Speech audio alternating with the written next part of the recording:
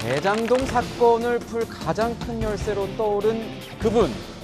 자, 국민의힘의 그분 찾기 계속되고 있다. 저희가 이렇게 제목을 뽑아봤습니다. 대장동 특혜 어떤 이 구조를 총괄한 몸통으로 추정되는 그분입니다. 이 그분 도대체 누군지를 모르겠는데 이 정체를 두고 공방이 뜨겁습니다. 김만배 씨가 그분으로 칭한 그 몸통이 유동규 전 본부장도 아니라면 그분은 도대체 누구냐? 누군지 정말 궁금하네요. 야당은 그분 찾기, 유동규와 김만배의 윗선 찾기에 맹공을 퍼붓고 있습니다. 그래서 두 번째 이슈는 국민의힘 그분 찾기로 저희가 잡았습니다.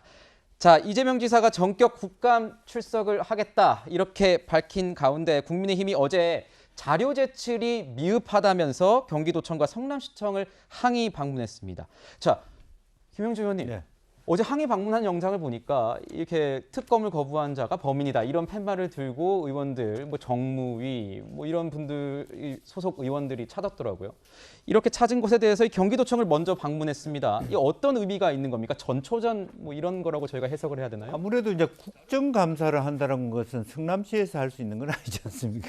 네. 경기도에 대한 국정감사가 18일 행안위, 20일 국토에 있으니까 그 전에 있어서 대장동과 관련된 결재 서류라든지 어떤 이러한 어떤 인허가 과정에 대한 서류를 도청에 가서 달라고 했고 그 오병건 부지사입니까? 나와서 이렇게 맞았고 자료 협조를 하겠다고 얘기했습니다만 당시에는 지사는 없었던 것 같습니다. 이제 그런 측면이 하나 있고요. 그 이후에서 바로 이어서 또 성남시청도 방문을 했고 아마 이런 부분이 이제 본격적으로 결국 이번 국감 자체가 전반적으로 뭐 이재명 국감이 될 수밖에 없는 것이고 그래서 최고위까지 국민의힘에서 수원에서 어떤 경기도장에서 열어서 말하자면 집중하려고 하는 뭐 그런 모습들을 보이고 있는 것 같습니다. 네, 그럼 여기서 경기도청과 성남시청을 항의 방문한 국민의힘 의원들의 모습 보고 이야기 나누도록 하겠습니다.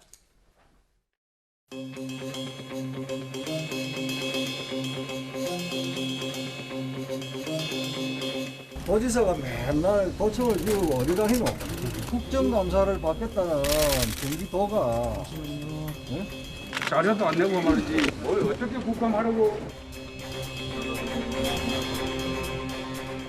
단 한 건도 자료가 오지 않고 이게 국정감사 받겠다는 이재명 지사의 말이 진정성이 있는 겁니까?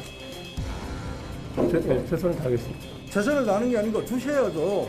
뭐가 그렇게 숨길 게 많으세요? 왜 직무유기로 자료 제출 안 하면서 이재명 지사의 추적을 가리고 계시나요? 국민을 지키고 대한민국을 지키는 것이 여러분들의 임무이지 지사한테 충성하는 임무가 아닌 것이죠. 이재명이 사퇴시켜야 성남시 국민을 무시합니까? 무슨 회의가 중요한지 모르지만 회의를 핑계로 여기 안 온단 말이에요. 네, 성남시청을 찾았을 때는 이 뭔가 울분에 찬 이 성남시 대장동 주민들의 목소리까지 저희가 들을 수 있었는데요. 당시 이 자리를 비웠던 이재명 경기지사는 국민의힘의 항의 방문에 대해서 굉장히 강한 불쾌감을 드러냈습니다. 보시죠. 상식적으로 대장동 자료는 경기도에 있을 수가 있겠습니까? 자료 안 낸다고 지금 경기도에 와 계신 모양인데 그래서 국회는 그런 지방 사무에 대해서는 아무런 그 감사 권한이 없습니다. 그 법을 어기면 안 되고요. 마치 분가한 그 자식 집에 가가지고 시아버지가 그 며느리 부엌 살림 뒤지는 것 같은 겁니다. 네, 이재명 후보는 당시 이 국회를 찾아서 이 민주당 이 상임고문단과 만남을 가진 것으로 알려졌습니다. 자, 후보 확정 이후에 발언 수위를 낮추고 있습니다. 이재명 후보. 그런데 이 시아버지가 며느리 부엌 뒤지는 격이다. 이런 표현까지 써가면서 어제 국민의힘 의원들 항의 방문에 대해서는 정말 불쾌감을 숨기지 않았습니다. 금태섭 의원님께 좀 여쭤볼까 합니다. 지금 얘기하는 건 이런 겁니다.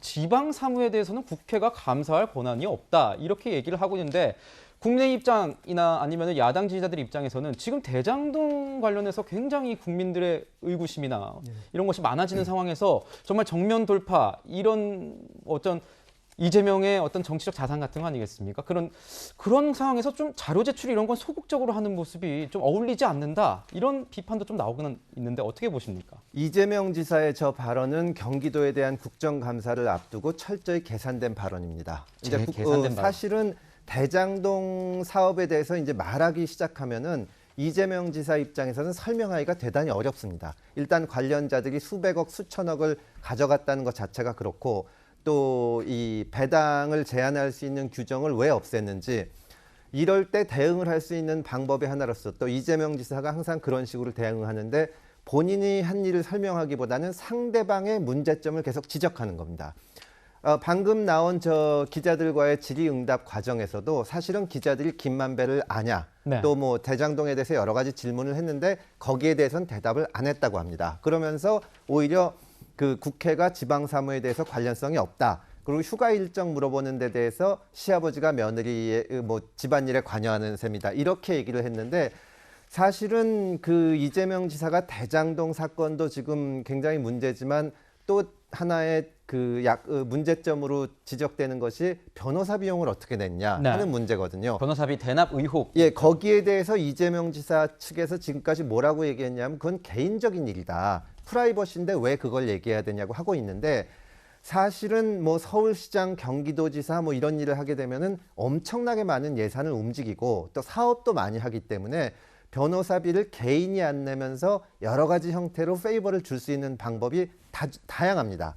그래서 사실은 변호사비를 어떻게 냈느냐 하는 것이 대단히 공적으로 꼭 물어봐야 될 질문이고 휴가 같은 것도 그런 문제인데 이 휴가 묻는 것은 뭐 개인적인 거 묻는 것이다. 이런 거를 가지고 계속 트집을 잡는 겁니다. 제가 봐서는 많은 사람들이 이제 경기도에 대한 행안부 국감 18일인가요? 그날 생중계를 보면서 관심을 가질 텐데 처음부터 자료 제출하냐 마냐를 가지고 다투면서 별 알맹이가 없을 거고 이재명 지사는 묻는 말에 대답을 하기보다는 동문서답을 해대면서 국민의힘이 더 문제가 있지 않았냐. 당신네 전 의원 동생이 뭐 옛날에 민간 개발하겠다고 뇌물 받지 않았냐. 이런 딴 얘기를 하면서 시간을 끌 겁니다. 지금 그것을 위해서 밑바닥을 까는 기싸움을 하는 것으로 보입니다. 네, 금태섭 의원님께서 개인적으로 이 발생하지 않은 일에 대해서 어떤 예측을 해주신 것으로 저희가 정리를 하고 가겠습니다.